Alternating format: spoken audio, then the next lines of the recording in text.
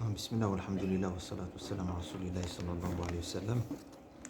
Inch'Allah, on va continuer sur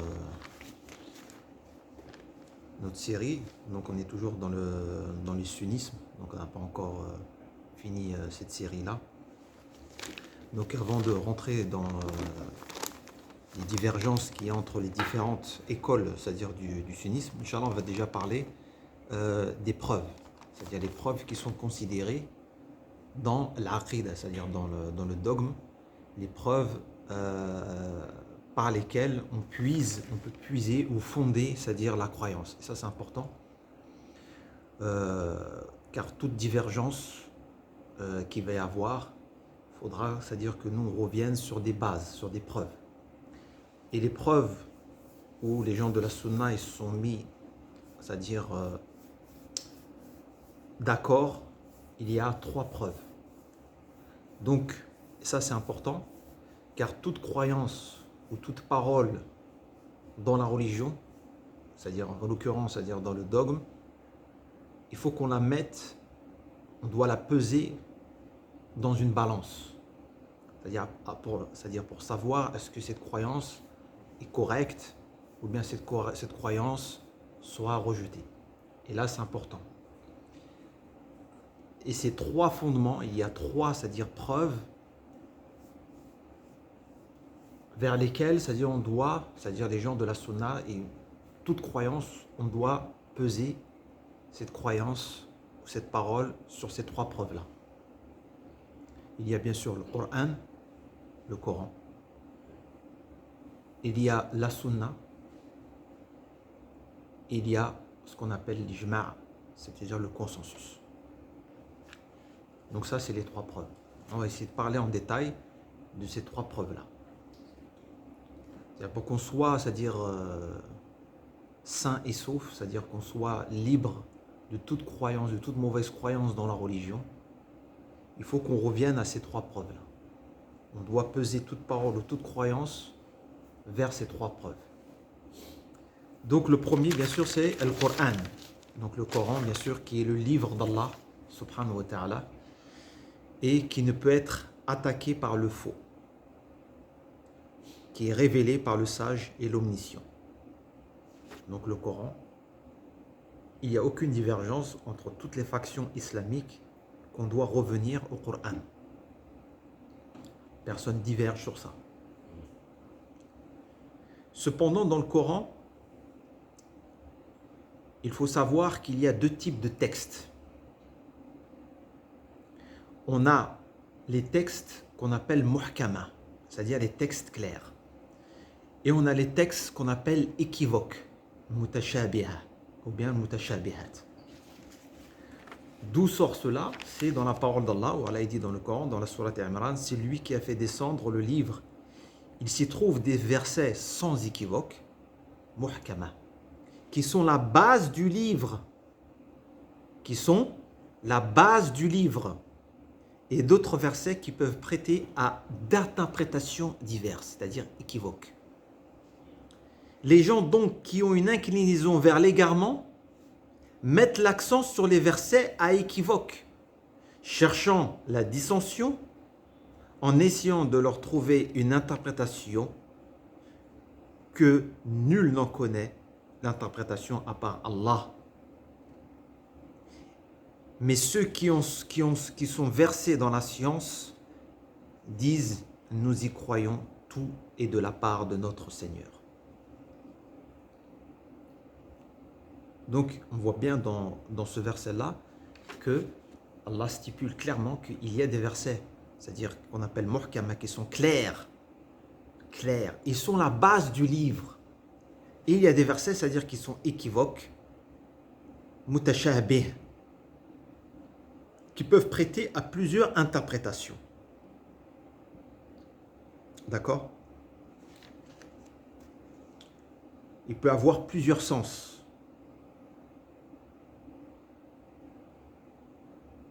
Donc les versets qui sont, c'est-à-dire clairs, ce sont la base du livre, vers lesquels on doit revenir, et non les versets équivoques. Ça, c'est important. C'est-à-dire que les versets équivoques, c'est-à-dire qu'ils peuvent avoir plusieurs interprétations, pour les comprendre, qu'est-ce qu'on fait? On doit les comprendre à la lumière des versets clairs. Et non pas faire le contraire. D'accord? C'est-à-dire ne pas se baser sur les versets à équivoque pour essayer de comprendre les versets qui sont clairs. Non, au contraire. Les versets qui sont équivoques, qui peuvent avoir plusieurs interprétations, comment on va trancher? Comment on va savoir que le sens correct est celui-ci? On doit le faire revenir aux versets qui sont clairs. D'accord? Et dans le dogme, on aura beaucoup de cas, c'est-à-dire beaucoup de cas qui vont revenir. Des versets qui vont être équivoques dans le Coran, par exemple les versets où Allah parle de la main, le visage et tout ça. Ça, c'est des versets à équivoque. Comment on va comprendre ces versets-là? On va les faire revenir aux versets, par exemple, qui sont clairs, où Allah dit « Laysa kamithlihi shay » Allah ne ressemble à aucune de ses créatures. D'accord? Donc ceux qui sont équivoques, seul Allah en connaît l'essence réelle. Mais d'autres aussi, ils disent que ces versets qui sont équivoques, les savants ou ceux qui sont enracinés dans la science peuvent en comprendre aussi le sens. Donc il y a une divergence entre eux, c'est-à-dire le sens de ce verset. Il y en a, ils ont dit « La ya'lamu illallah », c'est-à-dire seul Allah connaît le sens de ces versets.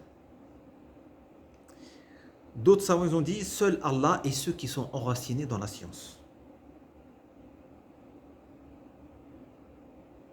Donc là, on va voir tout ça. On va voir tout ça. Donc, il est important de savoir ça. Donc, les versets qui sont clairs, c'est-à-dire que le sens est clair dans le Coran. Par exemple, « Laysa kamithlihi shay », c'est un verset clair. Allah ne ressemble à aucune de ses créatures. Impossible. Allah est différent de sa création. Donc, quand tu vas voir, par exemple, dans le verset la main ou le visage, ou bien toute autre chose qui peuvent prêter à interprétation, qui peuvent, c'est-à-dire nous faire comprendre que Allah a des membres ou a un corps, etc., on va le faire revenir à ce verset. Donc ça ne veut pas dire ceci. Ce n'est pas ce sens-là qui est voulu. D'accord? Donc ça, on y reviendra en détail. Donc pour le Coran, il n'y a pas de divergence. C'est-à-dire tout le monde, tous les savants sont d'accord qu'il y a des versets qui sont clairs, il y a des versets, c'est-à-dire qui sont à équivoque. D'accord? Ça, on y reviendra. Le deuxième, bien sûr, fondement, c'est la sunna. La sunna prophétique. Elle est la deuxième source. Et toutes les factions islamiques aussi, bien sûr, croient en la sunna. Il ne faut pas croire que la sunna, s'il n'y a que Ahl Sunna qui croient en la sunna. Non, toutes les factions islamiques, même les chiites, croient en la sunna. Et ont la sunna. Par contre, eux, c'est-à-dire, ils ont une définition spécifique de la sunna. On en reviendra sur le chiisme. Personne n'a nié le statut de la sunna, que la sunna est un argument, sauf les coranistes. Les coranistes, un groupe, c'est-à-dire qui est apparu, c'est-à-dire qui est contemporain, qui ne croit pas en la sunna. Les coranistes, c'est-à-dire pour eux, ils disent que non, nous on se contente que du Coran. Sinon, toutes les autres factions islamiques dans l'islam reconnaissent la sunna prophétique en tant que deuxième source, à savoir que la sunna est obligatoire. De suivre la sunna, authentique bien sûr. Et il est là le problème. C'est quoi la différence entre le Coran et la sunna? C'est que dans le Coran, on ne cherche pas si c'est authentique. On ne va pas dire, ah, mais le verset là, il est authentique ou non? Non, c'est la parole d'Allah sans doute, sans chercher à comprendre. Il n'y a aucun doute. Par contre, dans la sunna, il y a c'est-à-dire le hadith, les hadiths qui sont véridiques, authentiques, et les hadiths qui sont mensongers. Il y a les hadiths, c'est-à-dire dans la sunna, il y a différents types de hadiths. Ce n'est pas tout ce qui a été rapporté dans la sunna c'est-à-dire qui est authentique. Donc c'est là qui vient la nécessité de faire la recherche. L'authenticité du hadith, contrairement au Coran. Et c'est de là qu'a émergé la science du hadith, qui a pour but, c'est-à-dire d'étudier l'authenticité des hadiths attribués au prophète sallallahu alayhi wa sallam.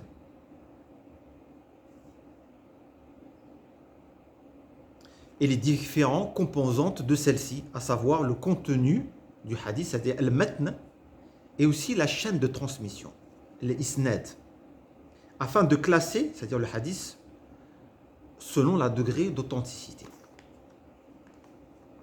C'est-à-dire que la science du hadith, elle recherche deux choses. Elle recherche le texte pour voir s'il n'y a pas d'anomalie dans le texte, c'est-à-dire ce qu'a dit le prophète. Est-ce qu'il y a une anomalie? C'est pas bizarre. Par exemple, si le hadith est en contradiction avec le Coran, c'est pas possible. On va le rejeter, ce hadith. On ne peut pas le prendre. D'accord? Et aussi, on recherche dans la science du hadith ce qui est la chaîne de transmission. C'est-à-dire qui a les rapporteurs jusqu'au prophète. Il faut qu'il y ait une continuité, comme on va voir. Donc, afin que le hadith soit une preuve, il faut qu'il soit accepté, ce hadith, c'est-à-dire sahih, authentique, ou bien hasan, bon. Soit il est sahih, authentique, soit il est hasan, on dit qu'il est bon. D'accord? C'est quoi le hadith sahih? Quand tu dis hadith sahih, le hadith sahih, c'est celui qui a été rapporté par un rapporteur ou bien un narrateur juste, ayant une excellente mémoire. Il ne peut être singulier, c'est-à-dire shadh, ou bien ne peut contenir de défauts. Pour que le hadith soit authentique, donc c'est quoi les conditions? Il faut que les narrateurs, c'est-à-dire les rapporteurs dans la chaîne de transmission, il faut qu'ils soient adl. Adl, c'est-à-dire juste, ça veut dire qu'il ne faut pas qu'ils fassent des grands péchés, par exemple. Dans les gens qui rapportent ce hadith. Des gens qui sont connus pour faire des péchés. Non, c'est des gens intègres, adl.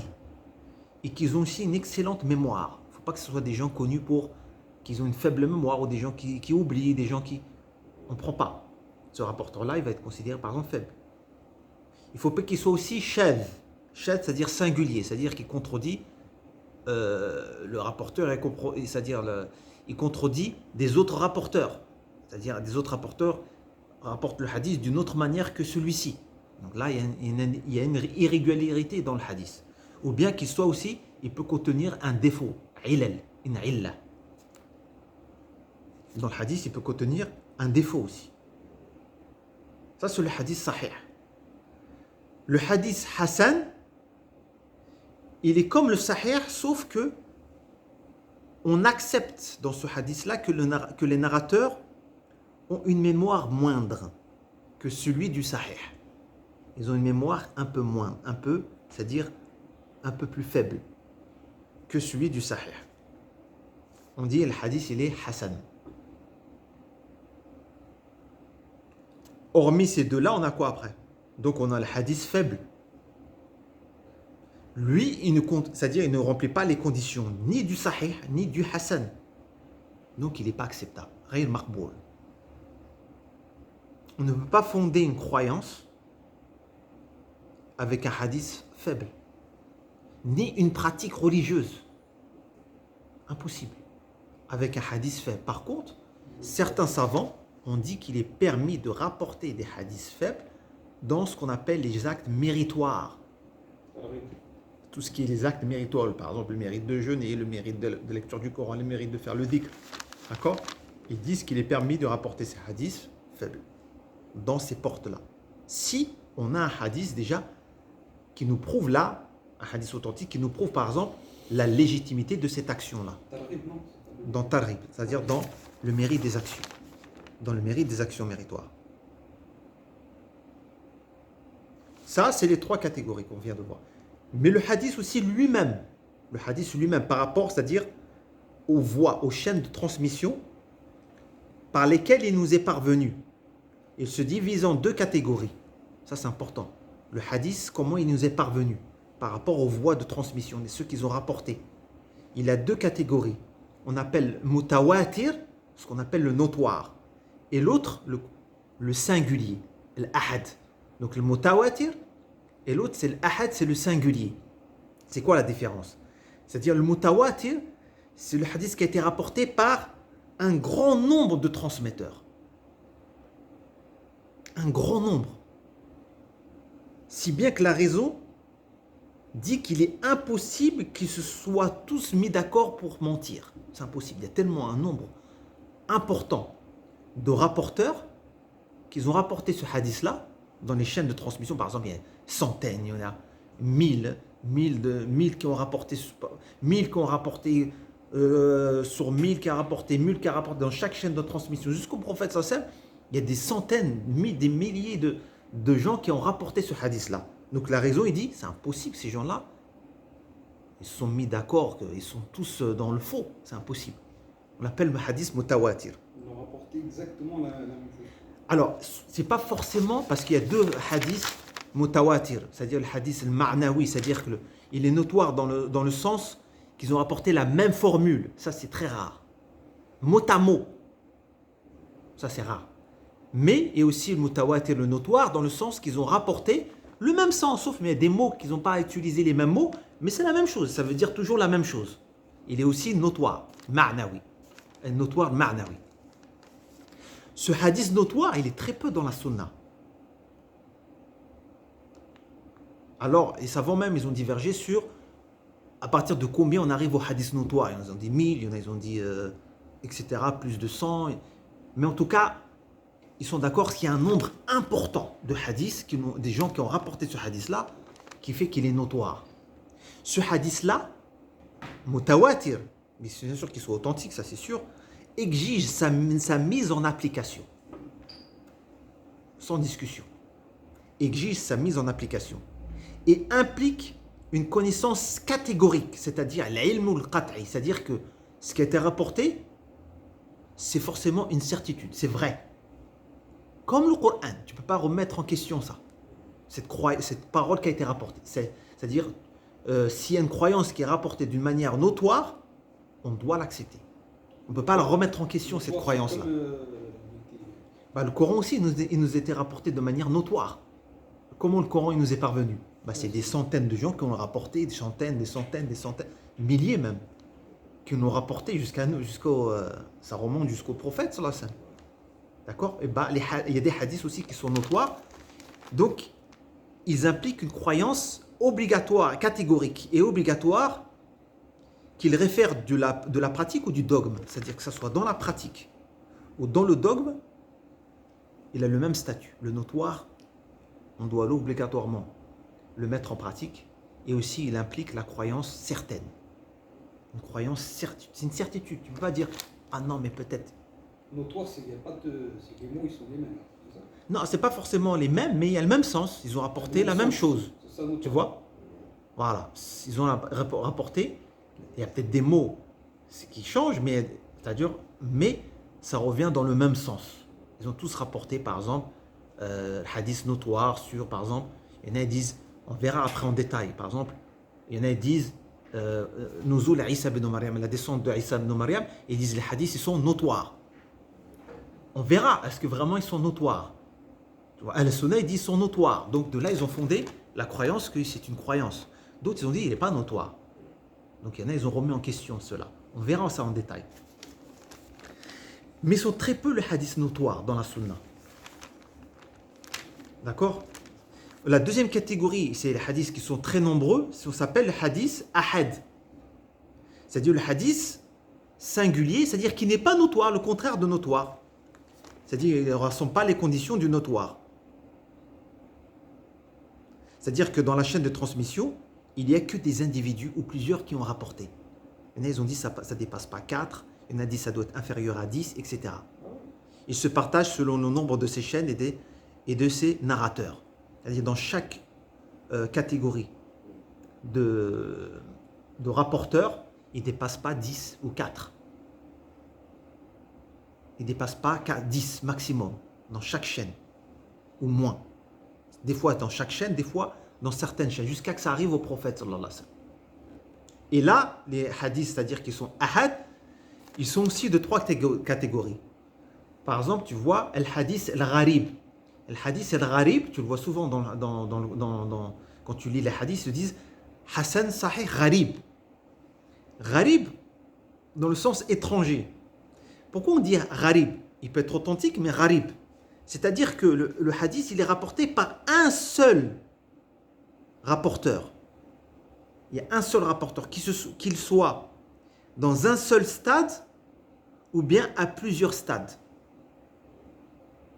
Ou bien à tous les stades, c'est-à-dire toutes les générations. Mais en tout cas, on a forcément dans un stade un seul rapporteur. Par exemple, le hadith Innamal a'malu binniyat wa innama likulli imri'in ma nawa, c'est un hadith gharib. Il est sahih, mais il est gharib. Pourquoi il est gharib? Parce que le seul compagnon qui l'a rapporté, il dit, c'est Omar ibn al-Khattab. Mais avant Omar ibn al-Khattab, on a 3-4 compagnons qui ont rapporté de Omar. Et avant, on a 3 ou 4 qui ont rapporté de eux deux. Mais on n'arrive pas au mutawatir, on n'arrive pas au notoire. Mais c'est un hadith gharib, mais sahih. Et sahih. D'accord? Le hadith aussi, qu'on appelle l'aziz. Lui, on a à peu près, on a 2 rapporteurs, soit dans un stade ou dans plusieurs stades. 2 rapporteurs. Et après, on a le hadith, c'est-à-dire le mashhour, c'est-à-dire mashhour, c'est un hadith rapporté par des rapporteurs plus que 2. Donc, il n'arrive jamais au stade du notoire. Alors, c'est ces hadiths-là qui vont poser, qui vont, c'est-à-dire prêter à divergence. Quelle est l'exigence de ce hadith-là, qu'on appelle hadith ahad? Est-ce qu'on peut fonder une croyance avec ces hadiths-là?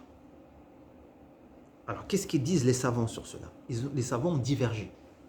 Les savants ont divergé sur l'exigence de ce hadith.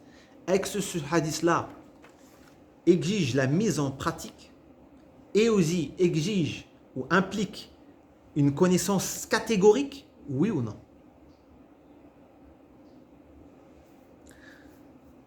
Le premier avis qui est marginal, c'est un marginal, c'est-à-dire très peu de savants ont soutenu cet avis-là. Ils disent que ce hadith exige sa mise en pratique, c'est-à-dire qu'il est obligatoire de mettre en pratique ce hadith. C'est-à-dire dans la pratique, par exemple tout ce qui a à voir à la pratique, le jeûne, le haram, le halal, etc. La pratique est obligatoire. Et aussi, c'est là, ils disent que ça implique la connaissance catégorique, ilmu, c'est-à-dire qat'i, sans condition. C'est-à-dire il doit être pris dans le dogme. On doit prendre ce hadith-là. Dans le dogme, on doit fonder, on doit l'accepter ce hadith-là. Même dans le dogme, on le prend. On doit le prendre dans la aqidah. Fonder une croyance avec un hadith ahad, on le prend, ils disent. C'est l'avis de Abu Daoud al-Zahiri. L'avis de Abu Daoud al-Zahiri, c'est du madhab al-Zahiri. Donc, il y a aussi certains madrasa al-salafiyya, c'est-à-dire du salafisme contemporain, qui ont pris aussi cet avis-là.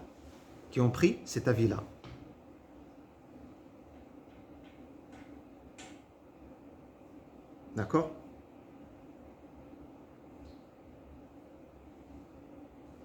Le deuxième avis est qu'il implique la suspicion et non la connaissance.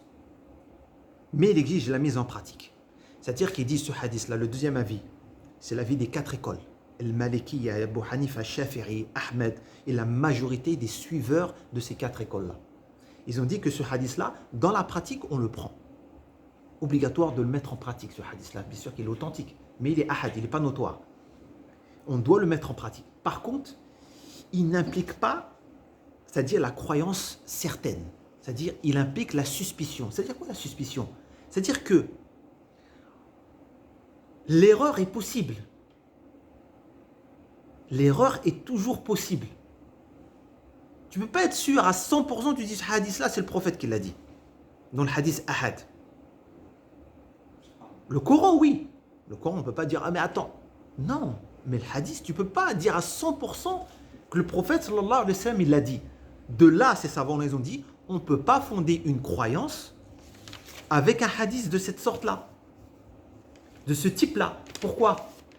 Parce que la croyance exige la certitude. Ben oui. C'est-à-dire quand tu crois en quelque chose, il ne faut pas que tu aies un doute. C'est une croyance. Et la croyance, si elle doit être certaine, tu ne peux pas te fonder, tu ne peux pas te baser sur c'est-à-dire une preuve qui est c'est-à-dire qui n'est pas certaine pour fonder une croyance certaine. La preuve, le hadith, elle n'est pas qat'i, c'est-à-dire l'erreur est possible. L'erreur est possible dans le hadith ahad. Donc ils disent qu'on ne peut pas fonder un hadith, une croyance plutôt, avec un hadith ahad. Ça, c'est l'avis de la majorité des savants. D'accord? D'autres, qu'est-ce qu'ils ont dit? Comme Ibn Taymiyyah, etc. Ils ont dit, le hadith ahad, oui, c'est vrai, il n'implique pas, c'est-à-dire la croyance certaine. Par contre, ils disent, si ce hadith-là, tous les savants l'ont accepté, l'ont agréé et l'ont mis en pratique, ça veut dire que ce hadith-là, il implique la croyance certaine. Ah oui, parce que tout le monde l'a accepté, ce hadith-là. La Ummah, toute la communauté a été, c'est-à-dire est d'accord. Il y a un consensus sur ce hadith-là. Donc ils prennent ce hadith, ils vont dire ce hadith-là, on peut le prendre aussi quand même dans la croyance. Mais pas indépendamment comme ça, pas indépendant. Et là c'est important, pourquoi? Parce que là, c'est là qu'on va faire le tri. Avec le tri, quand des gens ils vont ramener des choses, des pratiques, des croyances, comment on va faire le tri? On va dire, mais ça c'est quoi ça? D'où vient? C'est quoi cette preuve? C'est un hadith, mais hadith quoi? Authentique? Oui d'abord, mais est-ce qu'il est notoire? Est-ce qu'il est ahad? C'est là qu'on va faire le tri. Parce que on a un peu de tout là dans les factions là. Les soufis qui nous rapportent des trucs, les chiites, les trucs. Chaque faction nous rapporte des hadiths. On a parlé aussi des hadiths des 73 sectes. On avait dit que ce hadith là aussi il était remis en question, etc. etc. La preuve c'est que le hadith ahad, le hadith c'est-à-dire qui est singulier lui-même en lui-même, même dans la jurisprudence, on ne parle pas du dogme, juste dans la jurisprudence, il y a une divergence sur sa mise en pratique. Tous les savants ne l'ont pas pris ou ne le prennent pas de manière absolue. Les 4 écoles, dans les 4 écoles. Ils prennent ces hadiths. C'est-à-dire, non, dans la croyance déjà, ils disent non. Non, pas dans la croyance. Dans la croyance, on ne peut pas le prendre comme ça. Fonder une croyance, c'est-à-dire une croyance, un fondement de croyance. On ne le prend pas dans le fondement de la croyance. Mais dans les ramifications, on peut le prendre. Ça ne gêne pas. Par exemple, la description du paradis, les trucs comme ça. On peut prendre ce type de hadith-là, parce qu'ils ne fondent pas une croyance. Mais fonder une croyance, c'est-à-dire qui est un fondement, tu vois, par exemple, affirmer sur Allah quelque chose, un nom d'Allah, ou etc., sur un hadith qui est ahad, non, on ne peut pas. Ou une croyance indépendante, c'est-à-dire qui est indépendamment du Coran, etc., on ne peut pas. Mais même dans la jurisprudence, la mise en pratique des hadiths ahad, ce n'est pas tous les savants qui le prennent en pratique, qui le mettent, c'est-à-dire qui le prennent de manière absolue. Déjà chez les Hanafites, qu'est-ce qu'ils disent? Ils disent que, ils disent les Hanafites, plutôt, comme il est rapporté dans Abu al-Barakat qui rapporte, Al-Nasafi dit, dans son livre Al-Asrar, donc Kashf al-Asrar, Ala al-Manar, il dit, quant à dire qu'il exige, c'est-à-dire le hadith ahad, la connaissance catégorique, cela est faux. Car nous avons que le mashhour, nous savons que le mashhour n'exige pas la science certaine. Le khabar al-wahid, c'est-à-dire le hadith al-wahid, alors encore plus. Car il est probable, c'est-à-dire il est probable. On ne peut pas avoir une certitude. Et comment prouver la certitude, c'est-à-dire une croyance certaine, avec quelque chose qui a une probabilité? C'est impossible. C'est-à-dire l'erreur, elle est possible dans le hadith ahad. Donc, tu ne peux pas fonder une croyance avec un hadith ahad. Ça, c'est important. Ça va nous permettre, justement, ça va nous permettre de nous se débarrasser de toutes les croyances un peu inventées dans la religion. De même, il fut connu chez Abi Hanifa qu'il rejetait le khabar al-ahad s'il contredisait l'analogie ou bien s'il relevait d'une calamité généralisée, c'est-à-dire ammad bihil balwa. C'est-à-dire, l'Abu Hanifa, si le hadith ahad il contredit al-qiyas, c'est-à-dire l'analogie, il ne prend pas le hadith. Il choisit d'abord l'analogie, il passe l'analogie avant le qiyas, avant le hadith ahad. Le qiyas, c'est l'analogie. C'est-à-dire, par exemple, tu dis l'alcool, c'est interdit. Mais c'est quoi la raison?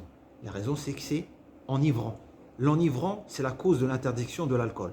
Si cette cause-là existe dans un autre lieu, cette chose-là devient aussi haram. Ça s'appelle qiyas. Donc tu as fait un qiyas. D'accord? Donc eux, ils prévaloient, c'est-à-dire ils devancent le hadith, c'est-à-dire le qiyas au hadith al-ahad. Et même dans ce qui rapporte, c'est-à-dire quelque chose qui est connu, c'est-à-dire qui est rapporté Ammad bih al-balwa, c'est-à-dire que c'est quelque chose qui est connu dans la religion, c'est quelque chose que tout le monde met en pratique, mais les gens n'ont pas rapporté, les gens ne le font pas. Mais on a un hadith qui dit que ça a été fait. Lui, il ne prend pas le hadith, Abu Hanifa. Il dit non, je ne le prends pas le hadith. Parce que si c'était un hadith authentique, tout le monde l'aurait mis en pratique. Parce que c'est quelque chose qui est connu, ça aurait été connu, tout le monde l'aurait fait.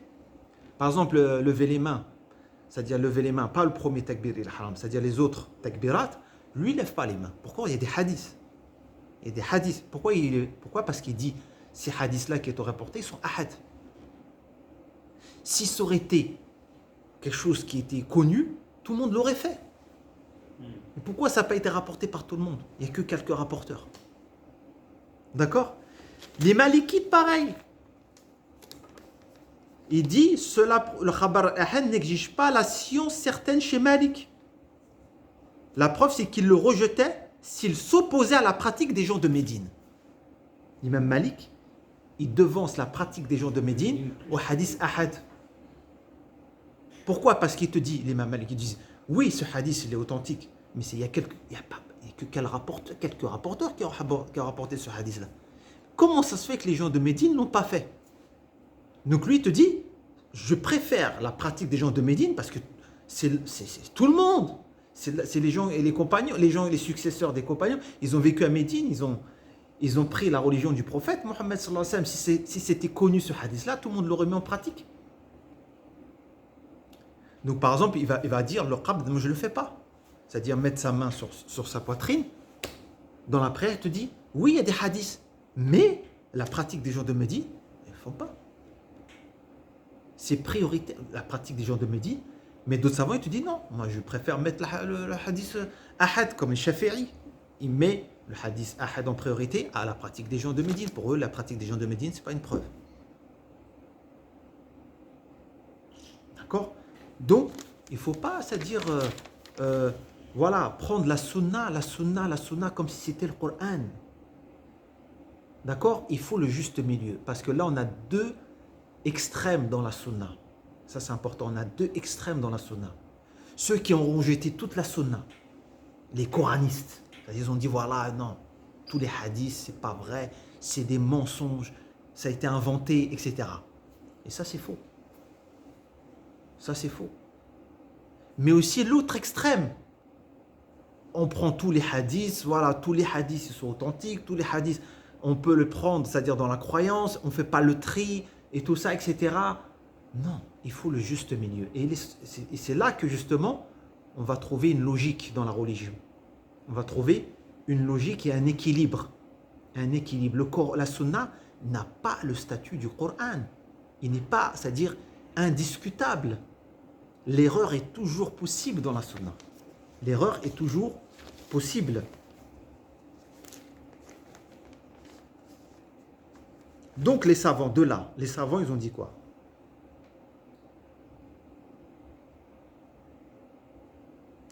Que ce type de hadith ne peut fonder une croyance fondamentale. Mais pour les croyances secondaires, on peut, c'est-à-dire se fonder sur un hadith de cette sorte-là. Les croyances secondaires, pas les fondements de la croyance. Et sa négation, là c'est important, le fait de rejeter un hadith de cette sorte-là, le hadith ahad, n'implique pas la mécréance. N'implique pas la mécréance. Il est utilisé pour renforcer une croyance qui est déjà établie par le Coran. Ça oui. Par exemple, par là, il te parle du paradis. Et des hadiths qu'on a rapportés pour détailler cela. Il n'y a pas de mal. Ou bien des femmes du paradis. Il y a des hadiths qui ont été rapportés pour détailler cette croyance-là. Il n'y a pas de mal, puisque la croyance en elle-même, elle a été fondée elle est fondée dans le Coran, elle existe dans le Coran. D'accord? Les fondements de la croyance. Mais tu ne peux pas fonder une croyance indépendante avec un hadith ahad. C'est impossible parce que il faut une certitude. D'accord? Le hadith, Et tout le hadith ahad peut être sujet à l'erreur. Et on va voir, regarde. Il peut être sujet à l'erreur même dans les deux sahihayn, c'est-à-dire dans Bukhari et Muslim. Le hadith ahad. Il peut être sujet à l'erreur même dans As-Sahih al-Bukhari ou Muslim. Qui dit ça? An-Nawawi. Il dit وذهب بعض المحدثين إلى أن الأحاد التي في الصحيح البخاري وصحيح مسلم تفيد العلم دون غيرها من الآحاد وقد شرحنا هذا القول وأبطلناه. Il dit, et nous avons expliqué, Nawawi dit, beaucoup de gens de hadith pensaient ou ont cru que le hadith al-ahad qui est dans Bukhari ou Muslim, en particulier dans Bukhari et Muslim, implique la croyance catégorique. Il a dit, nous avons expliqué cette parole et nous l'avons annulée, c'est-à-dire pour dire que c'est faux. Cela est faux. وأما من قال يجب العلم خبر الواحد فهو مكابر للحس وكيف يحصل العلم واحتمال الغلط والوهم والكذب وغير ذلك متطرق إليه. Il dit, oui, mais comment peut-il impliquer la science certaine alors que l'erreur et l'illusion et le mensonge peut rentrer dans un hadith de telle sorte? L'illusion, le rapporteur, il peut, je sais pas, il peut se tromper. Il peut avoir, voilà, il s'est trompé. Un rapporteur, il peut se tromper. Donc, on ne peut pas, c'est-à-dire fonder une croyance certaine avec un hadith de cette sorte-là. D'accord? On a aussi d'autres paroles de Al-Hakim et d'autres qui rapportent cela. est-ce que tu as le droit maintenant de se dire, moi je vais prendre juste les hadiths notoires? Non, parce que les hadiths notoires, ils sont très peu dans la sunna. C'est ça après. Mais, Quelqu'un qui rentre dans cette porte. non, dire, parce que les hadiths, c'est-à-dire qu'ils sont ahad, les savants le prennent, mais ils le prennent avec la condition, avec ces conditions-là, dans la croyance qu'elle vient renforcer une croyance déjà établie dans le Coran. Et dans la pratique, ça on le prend, le hadith ahad. On le prend. Ça, c'est sans divergence. Personne n'a divergé que dans la pratique, on doit le mettre en pratique. Dans la pratique, par exemple le halal ou le haram, etc. Tout ce qui a à voir à la pratique. On doit prendre ce hadith. Bien sûr, dans les écoles juridiques, il y en a, ils font passer des preuves par rapport au hadith ahad, mais tout le monde est d'accord que ce hadith ahad est un argument, est une preuve. D'accord? La preuve, c'est que même dans le Bukhari et Muslim, la preuve, c'est quoi? Quelle est la preuve que même dans Bukhari et Muslim, certains hadiths ont été sujets à discussion et ont même été rejetés par certains? Oui, même dans Bukhari ou Muslim. Par exemple, le Bukhari, dans le hadith Muslim, il y a un hadith de Muslim où le prophète aurait rapporté que Allah a créé la terre le samedi. Vous connaissez ce hadith-là? Il a créé, c'est-à-dire ensuite, c'est-à-dire les montagnes le dimanche, puis il a créé un lundi, c'est-à-dire les arbres, puis les choses nuisantes le mardi, la lumière le mercredi, les animaux le jeudi, et Adam, c'est-à-dire le vendredi. Ça, c'est un hadith rapporté par Muslim. Et bien le Bukhari, il a dit, je rejette ce hadith-là. Il a dit, il n'est pas authentique. Pourtant rapporté par Muslim. Pourtant rapporté par Muslim. Donc, ce n'est pas ce qui est forcément dans Bukhari et Muslim, bien sûr, la majorité est authentique. Mais, ce n'est pas tout. C'est-à-dire qu'il ne faut pas croire que ce qui a été rapporté par Bukhari et Muslim, c'est-à-dire il a le statut du Coran. Non, il y a l'erreur qui peut rentrer même dans le Bukhari ou Muslim. Ils ne sont pas, c'est-à-dire infaillibles. Il y a encore plus que ça, regardez. Il y a même un hadith qui est rapporté dans Sahih al-Bukhari. Qu'est-ce qu'il dit ce hadith-là? Il dit, selon Abdullah ibn Mas'ud, ce hadith-là, il dit que les sourates al-Mu'awwidhatayn, c'est quoi le Mu'awwidhatayn? C'est sourates al-Falaq wa al-Nas. Il dit dans le Bukhari, dans ce hadith-là, rapporté par Abdullah ibn Mas'ud, le Falaq ou An-Nas, ne font pas partie du Coran. Selon Abdullah ibn Mas'ud, que le prophète